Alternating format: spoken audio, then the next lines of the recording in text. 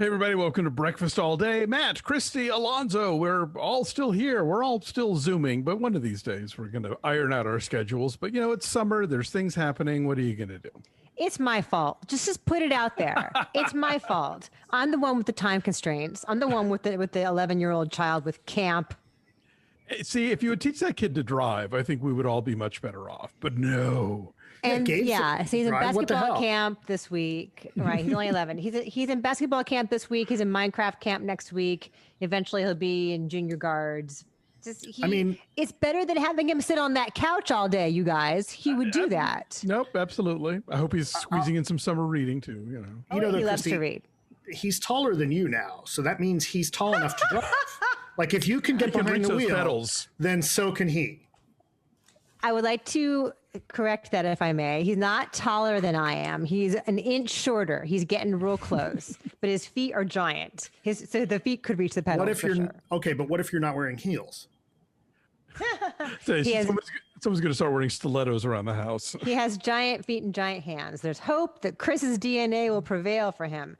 All right. So here in LA County, things are changing rapidly, and there's mass confusion, but also hope on the horizon as confusion.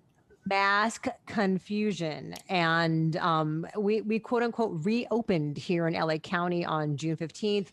Which means that all businesses are open at full capacity. And if you're vaccinated, you don't need to wear a mask in most places. Yesterday, I went to a movie, which we will discuss later on this show. I paid actual money to go see The Hitman's Wife's Bodyguard. $5 at the Starlight Terrace Cinema on Western. And there, and also at the grocery store, I didn't have to wear a mask either place. And so I chose not to, because I'm vaccinated. Of course, this is everyone's personal choice, but I found at the grocery store that like maybe half the people were still wearing masks, half the customers were still wearing masks. And who knows why that is, if they aren't vaccinated or they just want to be totally comfortable. How do you guys feel about all that? You know, I think the definite thing is if you're going to harass people about still wearing masks, you're an asshole. Because I know people who are immunocompromised, who've had organ transplants and are still having to abide by the former protocols, because even though they're vaccinated, they still can't, toss the mask away and go off and live in the world. I think some people have just found them comforting, whether psychologically or whatever, or just maybe they were prone to getting colds or pollen or whatever, and they like having it. I wouldn't be surprised if I wind up having one around my neck and maybe wearing it just as a courtesy in places where the employees are still required to wear masks, But, for the most part, yeah, I'm feeling more comfortable about sort of being out and about and not necessarily having to be masked all the time. But if you're still wearing a mask, wear your mask and don't let anybody give you any shit about it. So what you're saying is that I'm not being courteous toward the grocery store employees. I'm saying it's a personal choice. Yeah. Meanwhile, I've given up pants. So, but that's before COVID. That was already well on its way to happening. So I ran some errands yesterday and put my mask on as I went into the gas station mini mart, and then the guy in the one of the little tiny marts didn't have a mask on, and then I had to go to the FedEx office and carried my mask. I thought, okay, well, if they're wearing masks or there's a sign, and sure enough, at the FedEx there was a sign to wear masks. So okay, I put it on, and then I go to the hardware store, and at the hardware store there's no sign, but I've got my mask in my pocket, and I walk in, and then everybody's wearing masks. So it's like, all right, here we go. So it's a lot of my attitude is like, well, when in Rome, are we all masks? Are we not masks? I went to a screening on Wednesday, which was the day after the supposed mask lift. Everybody was expected to wear a mask. They were still doing the thing where they had roped off 2 or 3 seats per row where you were allowed to sit with all these taped off seats separating you. So, I think everybody's going to sort of take this at their own pace. So, Christy, when you went to the grocery store, were all the employees still wearing masks? Yes. Interesting. But they had a sign at the front door saying, you are welcome to shop without a mask. But if you do, the assumption is that you are fully vaccinated. Gotcha. So I would say half and half of customers. Okay. And then Nick and I went and saw F9 on Monday night at the Chinese. And they had like in theory you're wearing a mask, but then once you got inside, like everyone just took them off entirely. Sure. Like nobody, and they had like entire rows blocked off. I think, is that where your screening was too, Alonso, for F9? Oh, you'd already seen it. No, I saw it at the Burbank, the IMAX at the Burbank 16, and Yeah. that was like first day back. So we were all like very masked and very separated, and it was like when we all went to see Quiet Place Part 2. It was literally that same day. Okay. Oh, that's right. No, but they had like whole rows blocked off. Yeah, that's what And happened then- when I went and saw it at the Chinese. Is every row was blocked off, but this was beforehand, and so they were making everybody keep 3 seats between them. Same. Yeah. So Nick and I sat together, but it's like once you get in and you have your popcorn, like Yeah, at the screening I went to this week, it was in a little tiny private room, but like I brought a bottle of water with me, and I just took my mask off because I was really thirsty. And do you feel normal, or is it still sort of like you're hesitantly like putting your toe back in the water? If anything, the opposite. Like when I go to walk in the morning, like sometimes I forget to have a mask with me, and it doesn't occur to me until I'm like 2 blocks away from home, and I'm like, oh damn it. And then I just think, well, I'm not going to go to Starbucks or pop into the grocery store or whatever. But like I still have to, first of all, I had to relearn the keys, wallet, phone mantra because I haven't been anywhere in so long, and now it's the keys, wallet, phone, mask mantra. So. Yeah, we have long since stopped wearing masks to take Baxter out for his morning walk. It's just we don't see anybody, with nobody out there, and Sure, it's wide open. And even Well, it's good that there is- Baxter got vaccinated. He got vaccinated. Oh, but on those morning walks, you're right. Not a ton of people out in the streets, and if they are, you can keep a distance, and they're probably vaccinated too, I guess. So whatever, it's fine. I'm so glad you're out walking in the morning. That's so great. Not nearly enough, but I'm doing something. But I know you were apprehensive to go and do that, so I'm pleased that like you feel comfortable like getting out and getting some exercise. That's really good. Yes. Good. Okay, so other news, so that's happening here, and that's going to be an ever-changing thing, and that's the thing. Tomorrow is Juneteenth, June 19th. Miss Juneteenth is being re-released in theaters across the country, I believe. We were looking at times just now. So if you have not seen it, please do. We really liked it when it came out. What was it, last year it came out? Yeah, a year ago this time, pretty much. Yeah. Okay. Nicole Beharie Nicole is great. Beharie. She's very good. What else this week? Harvey Weinstein is going to be extradited to California, you guys. He's currently in New York. He is serving a 23-year prison sentence in New York. And he is now going to be extradited to California to stand trial on charges that he sexually assaulted 5 women in Los Angeles and Beverly Hills. And he will not be staying at the Peninsula. I was going to say, for all your hotel needs, guests of Harvey Weinstein do not have to go to the Peninsula anymore. So there is that. We have a lot of celebrity apologies this week, and I want to explore this whole notion with you guys.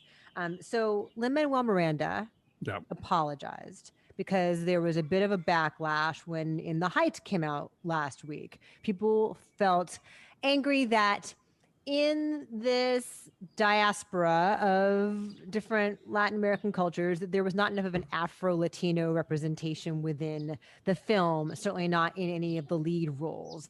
Anthony Ramos is playing a Dominican character, but he's light-skinned and has green eyes and freckles. He does not look like David Ortiz, for example. Sure. And so there's a concern that in his attempt to create, this joyous celebration of Latin American culture, that they missed a big section of it. And so he put out apologies saying, I'm still learning, and like, I hear you, and saying all the right things with all the right phrasing, like, I want to hold space for this, but I also want to hold space for this. Like all the jargony phrasing of trying to say the right thing at the right time. And then Rita Moreno went on Stephen Colbert, and without provocation, without even being asked, was like, I want to speak up for my friend Lin-Manuel Miranda. Rita Moreno, the subject of a documentary that we're going to talk about later on today. Lin-Manuel Miranda is one of the executive producers of it and appears in it. And she's saying, look, I'm Puerto Rican. I thought I was going to be the one to burst the doors open. It didn't happen. He's doing it, and he's doing it the best he knows how. And like, let's all just calm down. And then she circled back the next day and said that she was disappointed in her response to that.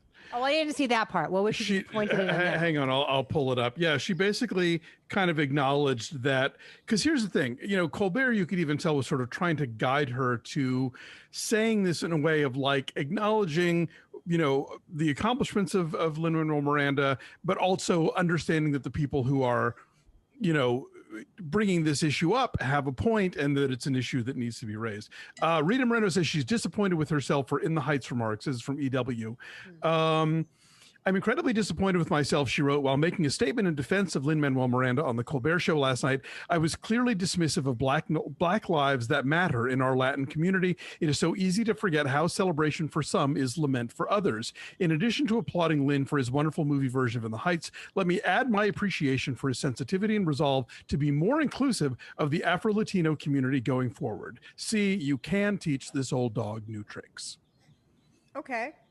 So yeah, so she circled back and kind of, because her thing on Colbert was like, well, I guess you can't ever do right, you can't please people, and that just seems sort of like, it seemed flippant and dismissive. A little, yeah. But so I think she sort of got the memo and kind of went back on it. I mean, look, the issue of colorism. I'm a white European. I have no standing in this, and nothing to, I have, this is not my argument to make.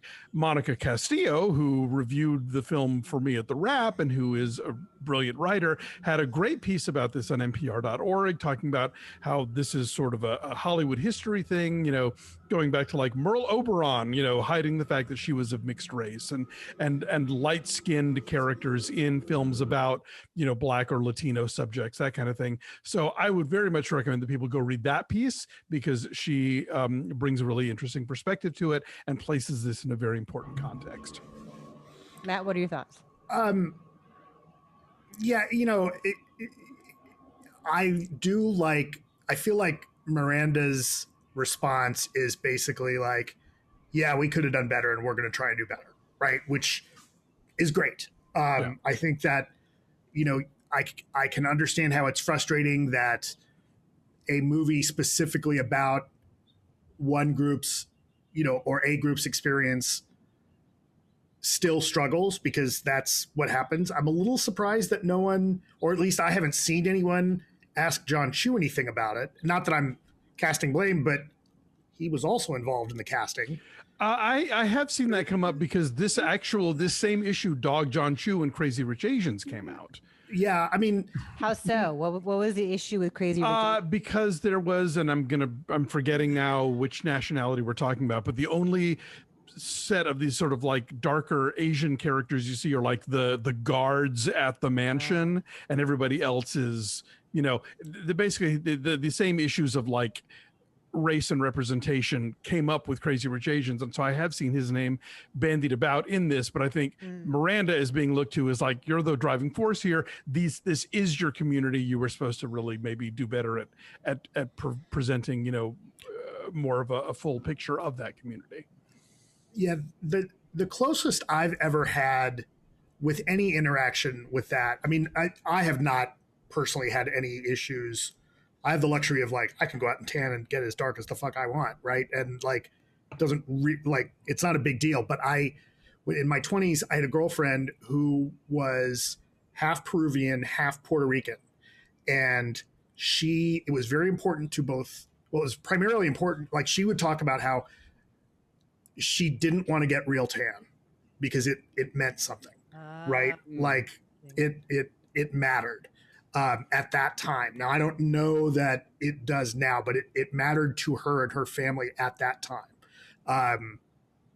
So, that's a thing, right? Like, I remember taking a history class and learning that, especially, I think it was, I don't know if it was Brazil or Argentina, but in some of the Central and South American colonized areas, there was and those who understand that, who know that history better than me, there's, 2 or 3 dozen different words that talk about how much blood you have that's either direct Spanish or Spanish and native or Spanish and black or Spanish and black and native. Like, it's all these different, like, they came up with this whole like labeling system. Right. Yeah. Look, like, yes, we should try and include everybody as much as possible. I like that Manuel said, cop to it and said, yeah, you know what? I could have done better. I'm going to work on this. Because I think that's a lot of times that's what people are like. To me, that's the best case scenario answer, right? Like, You're willing to listen and learn, right? Yeah, right. Same thing with Rita forward, Moreno. I want to do better as opposed to like, right now, Right. It's interesting, though, that as we'll talk about in the Rita Moreno documentary, that she, as a light-skinned Puerto Rican woman, was often forced to play characters in the beginning of her career where she had to put on like dark makeup that made her look like some like noble savage kind of character. And how exotic is she, and how she felt like she was going to be stuck in that kind of role for the rest of her life. Yeah, Hollywood and race has a very complicated and mostly tragic history, but it's great that these conversations are happening and that we're getting to see, a broader spectrum of, the planet's inhabitants. Yes. So that is one celebrity apology I want to talk about. The other one is Chrissy Teigen. Oh, I missed this. Chrissy Teigen continues to apologize. Okay. She wrote a whole long piece on Medium about how when Twitter came out, she derived a lot of self-esteem from being like a bitchy troll. And she would have to weigh in on everything with like just the perfect snarky comeback. And she, as so many of us do out there in the ether, derive a certain sense of like satisfaction, fulfillment, identity, whatever, from the responses to it, right? And that is how she navigated social media and how she formed her identity out there. And I guess because so many different instances are coming out of her like bullying people, like direct messaging people and saying shitty things to them, now like the backlash has gotten even more overblown, and so she is trying to apologize again. And like she pulled out of Twitter for like 3 weeks after her miscarriage, I want to say. She pulled out of Twitter for several weeks, and then people were very supportive and kind, and she realized she missed it, so she came back anyway. I guess my point of bringing this up is like, how responsible are we for our Twitter sins of the past, right? If we said something stupid 10 years ago when we were drunk or whatever, like, are you still beholden to that standard? Is evolution possible? Should it even matter? Like, look what happened with James Gunn losing the third Guardians movie and then being brought back. I mean, if you apologize, is that enough?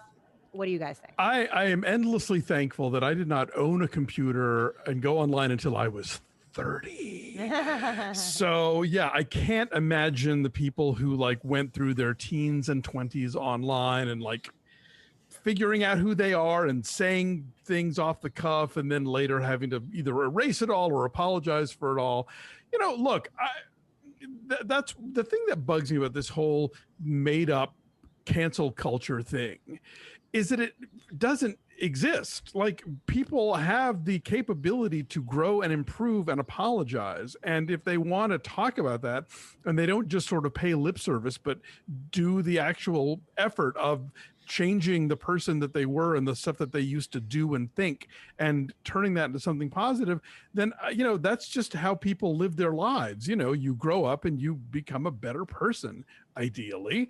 And so, and if you are held to that standard forever, then what's the point? Why even try to be any better if you can't overcome the dumb thing you put on Twitter when you were 22, So yeah, I do believe in redemption and improvement and evolution and all that stuff.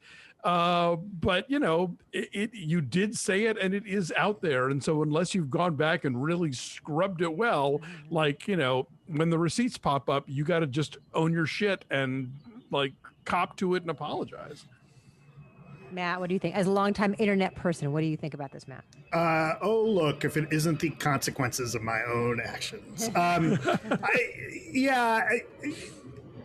very lucky in that one of my first jobs was as a tour guide at Universal. And one of the things they drilled into us was, if anyone asks you anything, don't speak for the company because you could be quoted as a spokesperson. right? And so that stuck with me through other jobs where I'm speaking about, like Rotten Tomatoes or here or whatever. Like I've always got that in the back of my head, and where that's kind of come through on the internet, like it was easy to kind of add that idea to being on the web, because I got to see, like, I've been working on the web since the late 90s, and you got to see like stuff just stays up, right? And never put anything in an email you wouldn't want to see on the Jumbotron in Times Square. Yeah, kind of, right? Like that's exactly it. Like, man, don't write shit down, right? Or if you say something, I mean, and I've thought for a long time, and I think I've said this on this show before, we're at a point where, and it is tougher for kids, right? Because if you know what's going on, there used to be a time when we were all younger, back in my day, like all you really had to do is like make sure nobody was around and nobody had a camera or a tape recorder. Like, okay. Now, like you have to kind of assume that there's a camera on all the time, right? Or somebody's about to. And that has its positives. It is, it does make things a little bit more fraught, but also like, okay, so apologize for shit, right? Like the problem that I see is that when people get quote unquote canceled, first of all, like we cancel shit we don't like. Like, let's be really clear what cancel means. Like, oh, I don't want that order, I'm canceling it. Oh, I don't want that thing to be delivered, I'm canceling it. Oh, this show sucks and nobody's watching it, it's been canceled. So when someone says something and everyone goes after them, there is sure a little bit of like, there is no nuance on social media, obviously. I just had that discussion with somebody yesterday about like, yeah, we're going to disagree about something. We'll talk about it over drinks or rap battle over drinks, whatever. But we're not going to do it on Twitter. But there's a sense of, the people that rail against what they call cancel culture don't want to feel accountable for anything, think that they're right. They don't want to apologize. They don't want to hear from anyone whose feelings they hurt, right? It's the same way abusers talk. Like, why are you always mad? Why is that? I was just joking, right? Yeah, right. So if you are not, aside from like the abusive assholes, most people get called out, and, and I like that Chrissy Teigen's copping to it, right? The only other thing I'll say is, or two things. One, we know that bullied kids were bullied, right? Like they become bullies. They become bullies, right? It's a thing that they learn. And I don't think it's any great kind of leap of logic to think that there's a fair amount of abuse happening to models, right? So, not that it excuses it, but I a little bit kind of understand it and could buy why that would have happened. And I do like that she's trying to make amends. The other thing that it occurs to me is that if she'd been born 20, 30 years earlier, I wonder if Chrissy Teigen would have been a really good insult comic. Because I will say, like, some of the stuff she wrote, like, she was pretty sharp. It's not making it okay, but... Oh, I love when she trolled Trump. That was the best. Yeah, right? Like... Oh, she could have been a great insult comic. Not that you see a lot of that anymore either, but yeah. Well, that brings me to my next topic, which is Kevin Hart. Kevin Hart did a big interview in the Times, the British Times, the Times UK, saying comics feel censored and they're fearful that their jokes will come back to bite them. Well... Yeah, their jokes are in the public record, so... Right. Also... So what? Look and see what of all people, look and see what Cat Williams has been saying about this. Right? Cat Williams is dead on. He's like, yeah, some shit doesn't age well. Right? You can't keep making the same jokes. Kevin Hart is going to make us suffer for losing that Oscar gig for I don't know how long, but like he keeps playing the victim. It's like, dude, you are like one of the most successful comics on earth. You're getting to act in movies. You do all this stuff. Like, let it go. All right. This one job that you got turned down for because you made a bunch of homophobic tweets back in the day, and you do not rile the gays if you're going to be on the Academy Awards, sir. It's... Dude, move on, please. I agree. He has a movie out this week, so I'm not really sure what he's bitching about. He has not been canceled. Hell no. He's kind of ubiquitous. But he also, because of his movies. And he also complains that like the critics are always after him and he never gets good reviews. I'm like, that is totally not true. When you're in good movies, you get good reviews, and you have been in good movies. So yeah, your name's not Adam Sandler. Yeah. You know, like Central Intelligence got good reviews, and you know the Jumanji movies got good reviews. So, like, what are you even talking about? I don't know. The ride-along movies don't even get trashed, do they? They should. They're awful. But I feel like they get like middle ground reviews, right? Every time I see every comic that I gave a good review to his damn stand-up movie that he did. Jesus Christ! Every comic I see who really rails against it.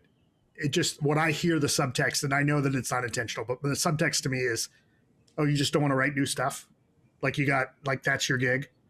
Oh, yeah, well, like sorry. All I know how to do is punch down. Sorry, that's what I got, you know.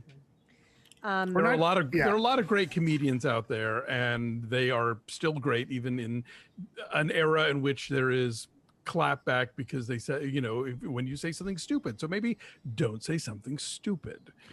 Let's talk about Anthony Mackie for a second, because he did a podcast with, was it Variety? Yeah, Variety. He did a podcast with their Awards Watch podcast.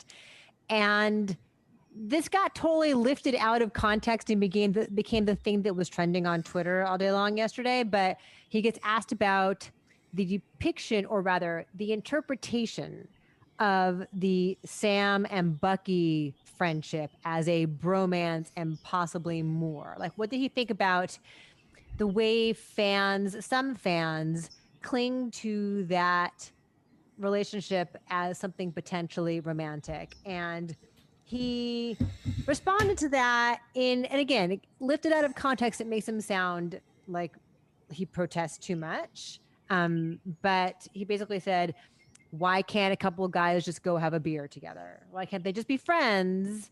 And why must it be more?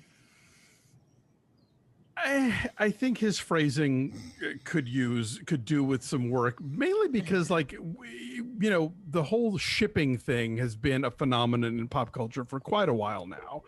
And somebody actually dug up a Sebastian Stan quote from, like, I think the Avengers Infinity War junket, where he was kind of like, well, if that's how people read it, you know, more power to them, whatever, you know, like, and that's the answer. It's like, what do you care what fans read it or how they interpret it? Let them do whatever. Once the work is out there in the world, the people watching it are going to make what they're going to make out of it. And so it's like, you know, yeah, I think that he's acting in good faith. I mean, you know, he starred in Brother to Brother, which is a really great queer indie. I don't think he's a homophobe, but it just was a dumb answer. And Christy and I were talking about it in our chat thing. And I said, I think he and Rita Moreno both just could use some PR coaching. It's not that they're not, you know, that they're coming from this from a bad place. They're just saying stuff that, like, didn't need to be said. There's some finessing there. Yeah. Yeah, there's also a bit of, and I think Variety is somewhat to blame for this. Like, there are outlets that will look for the kind of salacious gotcha headline. Yeah, they tweeted that quote. Yeah, it totally worked. Right. I clicked on that story because I wanted to know what Anthony Mackie said. Right, and I would buy, like, there's plenty of outlets that I would say, like, that's like a BuzzFeed type of, you know, user-made story, right? Or there's plenty of places that I would look at and be like, oh, yeah, okay, I see. Yeah, that's another one of their shitty headlines. I would have liked to have thought a little bit better of Variety. It's a little disappointing from them, but... Everyone needs clicks, Matt. Come on, you know that. I know. But also, I mean, the big bulk of the story was about what's it like to be a black man being Captain America now, a black man in America today, and how he felt apprehensive about that at first, and he felt pressure to do that at first, and, you know, and now feels like incredibly honored and feels the responsibility of it. A lot of the story is not about, do you and Bucky want to fuck? Right. That's what's really obnoxious, right? Because the more important part is just that, right? Like, what's it mean to the? But oh no, let's talk about the shipping. But again, and I think though that's where the PR coaching comes in, because if he'd given them a non-controversial answer, they wouldn't have had that to run with, and they would have had to try and find something in the meat of the interview that was interesting enough to try and get clicks. So it's like, yeah, I'm not mad at Anthony Mackie, but it's just like, just be mindful of how this stuff's going to go when it comes out of your mouth. Benifer. Every week I'm going to have a Bennifer update for you. This is what keeps me getting out of bed in the morning. The possibility of new Bennifer news. We are not watching Gigli again. Oh, can we? Oh, no, oh my God, no. that hadn't even occurred to me. But like maybe we could. No, I'm holding out for the Jersey Girl Director's Cup, but we are not watching Gigli again. I think we should embrace the and do both. Oh, God. All right. What are they up to now, those crazy kids? Making out in public at Nobu in Malibu. Because they're really keeping it under the radar. Right. Bennifer. They're more like, yes, boo. Yes, boo. BOO. It was her sister's 50th birthday, Linda's 50th birthday. And the whole family was together eating sushi out on the patio at Nobu.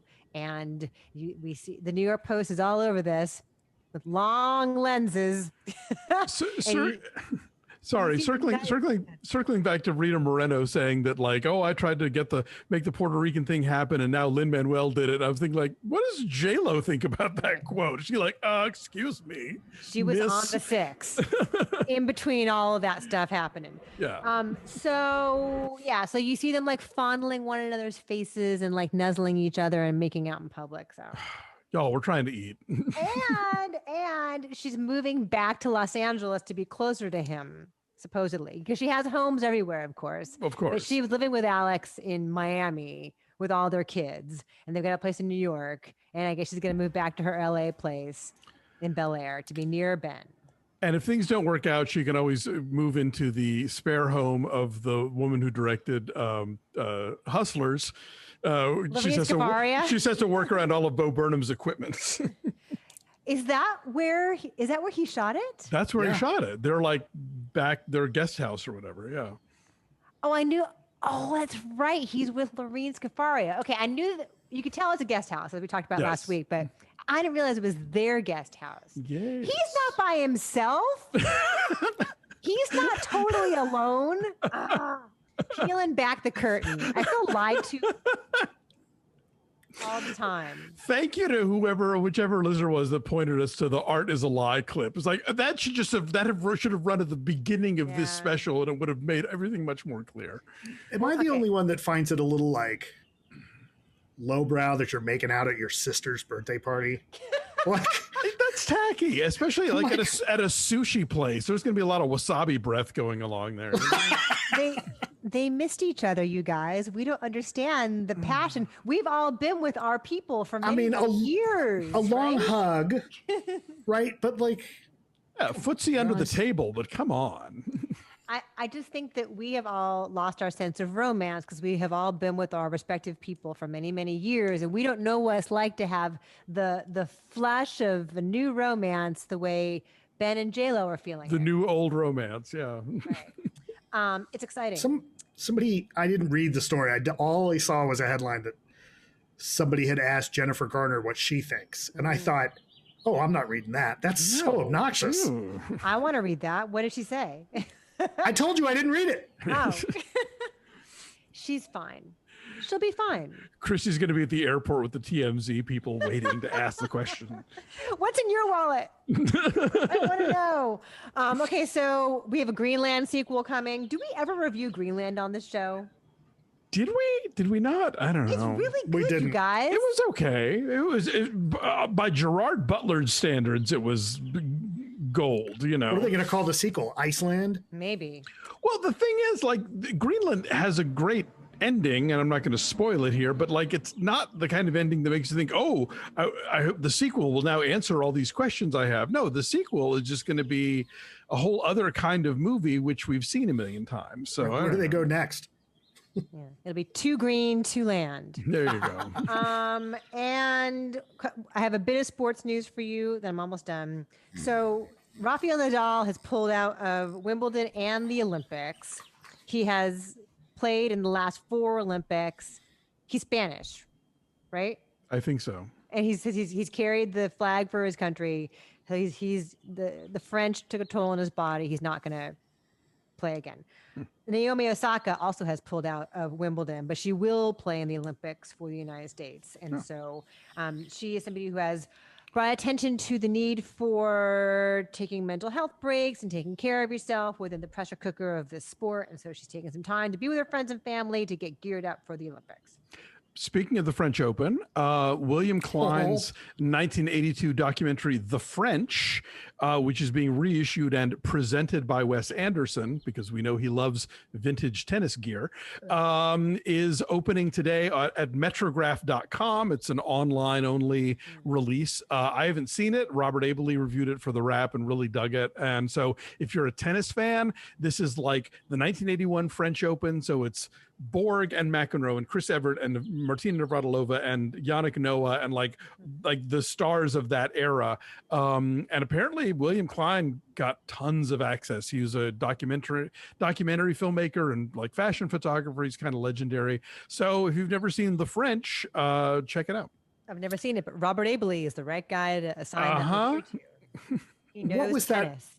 What was that weird doc we watched about tennis that really like super art, right? Really slow. That really like something about champions or something like. It was super duper slow and artsy. Yeah. I don't think I saw this.